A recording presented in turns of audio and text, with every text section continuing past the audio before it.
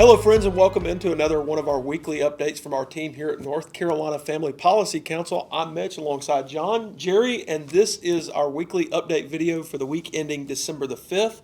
As we say at the top of nearly all these videos, a lot to get to, so let's jump right in. North Carolina General Assembly update, what's going on in the building. Of course, not a whole lot right now because they're not in session, but they are scheduled to be in session coming up on the week of December the 15th. The adjournment resolution says the 15th through the 18th. And the big looming question right now is, will they or won't they come into the building? Jerry, what are your thoughts? Well, at this point, if we can judge the recent months, it doesn't appear that they're going to be coming back. I mean, we haven't heard that any indication that they will be. In June, of course, that was the last time they had a lot of business they were covering. Since then, the major thing, there were some veto overrides. But other than that, with the 4 days, basically, they've set aside each month between June and next April to be in Raleigh for any business that they were going to work on. It basically hadn't happened, as I say, except for those veto overrides. Last month, they did not come to town. We haven't heard any indication. We did see something in the news this week that hopefully would be an impetus for them to come. I know we've discussed it a little bit, but there's a difference in the House and the Senate on approaching the budget. They agreed many months ago on the total for this coming year, $32.6 billion. But what I think as they got into the decision-making process, they found the House and Senate had different ideas about how to bring in that amount of revenue and how to spend it. I think one of the big differences we've talked about just briefly, on the Senate side, they want to continue the cuts in personal income tax. The House believes that with the current revenue projections, that it might be best to put that on hold, to wait a while before that, because if the revenue's not in, we don't want to be lowering taxes when the revenue is also dropping at the current tax level. The other part of the picture is apparently the House is advocating for larger increases in the pay for state employees and for the teachers in North Carolina. So those, at least we don't work closely with all those items, $32.6 billion, there's a whole lot in there. But those apparently are some of the big sticking points, I guess. I'm sorry, I did mention this week, though, the Speaker, Destin Hall, published an op-ed in the News and Observer pointing out these differences and basically some of the message that I just shared about where the differences are, with the idea that they believe the House approach is the correct approach, and the Senate. Hopefully, I don't know whether the News and Observer op-ed and all the other dynamics, and I'm sure they've been meeting, but they apparently still haven't agreed. Well, there remains to be a lot to be seen and heard on that. So, John, any thoughts on the budget and passing a budget? Just different priorities between both chambers. Just like Jerry said, both spending and revenue generating priorities, and they are at an impasse right now. Honestly, it's unfortunate because there's a lot that could be good that could be done, but they are kind of at loggerheads right now, and we'll see what happens. But I think, it is not that the priorities that either chamber has are bad. There are a lot of good priorities, right, but they just have different priorities, and one chamber is not willing to concede completely to the other chamber, which is kind of the demand on the table from the House to the Senate and from the Senate to the House. So we will, of course, continue to watch very carefully what's going on, try to do our best to keep our finger on the pulse on these budget discussions and debates, and let you know what we understand to be the case as time continues. Well, there's a lot going on politically in the state of North Carolina right now. In fact, filing for political office is in full swing. The filing dates for people to enter into the running to run for political office is December the 1st to December the 19th. So if you're watching this video between those two dates, we will continue to update what's happening there, not necessarily with articles and things like that, but internally monitoring what's happening there. And there's a lot going into that. There are a lot of seats up for re-election. this coming year in 2026, including a U.S. Senate seat. That, of course, we know that's the Tom Tillis seat, him retiring from the U.S. Senate. All the House of Representatives, the U.S. House of Representatives, North Carolina Supreme Court seat, 3 Court of Appeals seats, all 50 state senators, all 120 state representatives, and then, of course, local elected public servants as well. So the primaries are on March the 3rd of 2026, and so we'll keep you up to date on all that. John, one thing we've been talking about for some time, and speaking of U.S. Senate seats, also U.S. senators, is the Lumbee Recognition Act. Easy for some to say, not me. John, what do we need to know in the update on that? Well, just a reminder about our appeal to you to reach out to our 2 U.S. senators, Tom Tillis and Ted Budd, to encourage them, should the Congress move forward with an act that would grant full federal recognition to the Lumbee tribe of North Carolina, that they would seek to add language to that bill to expressly prohibit the Lumbee tribe from having the right to pursue gambling operations in North Carolina. Language to do that has been included in prior versions of the bill. Unfortunately, it's not included in the current versions, and there are several different versions of the bill in the U.S. Congress right now.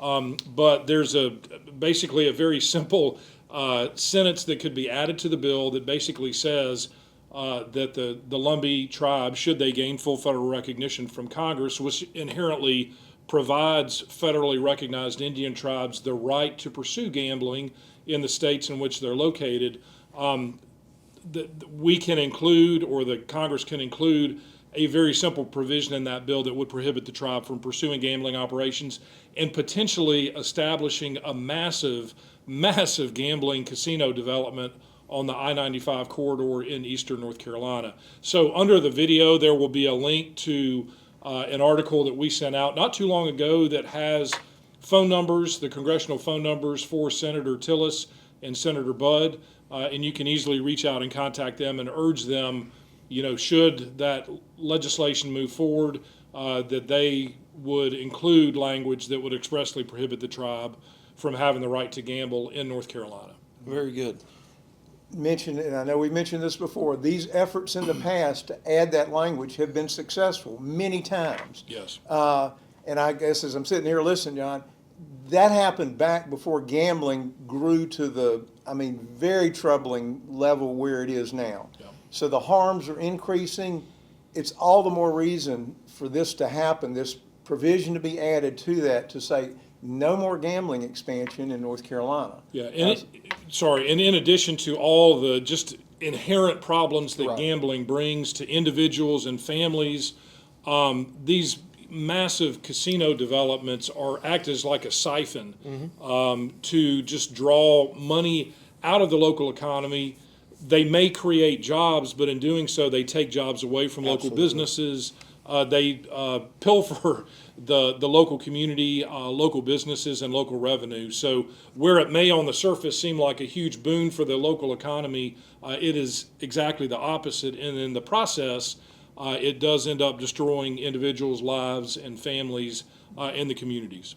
Absolutely. So please join us again in this effort. It's a vital part of this legislation if it does move to stop the gambling part. And as John said, there's a link at the bottom of this video that'll take you to our website at ncfamily.org where you can read more about that and contact. What's that website again, Mitch? ncfamily.org. Okay, thank you. Third time's the charm. You'll hear it again in just a second. It's been a good run for a North Carolina institution. 1937 in Winston-Salem, North Carolina, two guys or a couple of guys got together and opened up a cafeteria known more affectionately now as K&W.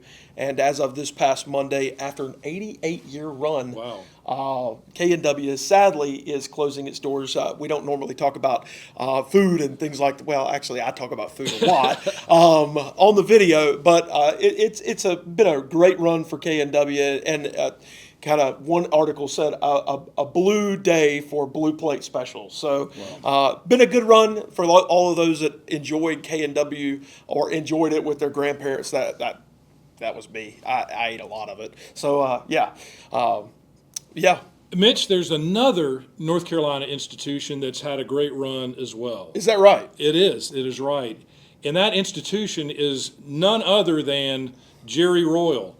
Jere, this past Monday, December the 1st, celebrated his 25th anniversary on staff with NC Family. Right here.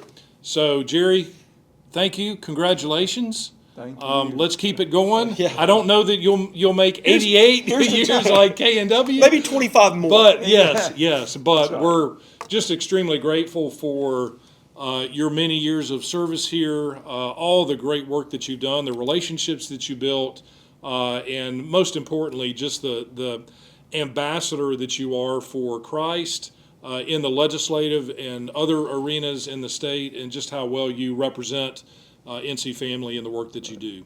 Well, thank you. And to God be the glory. The longer I live, I used to hear people say, it's all by God's grace. And I know it and believe it and understand it. And it's just been a great, great blessing to be part of what God's doing here.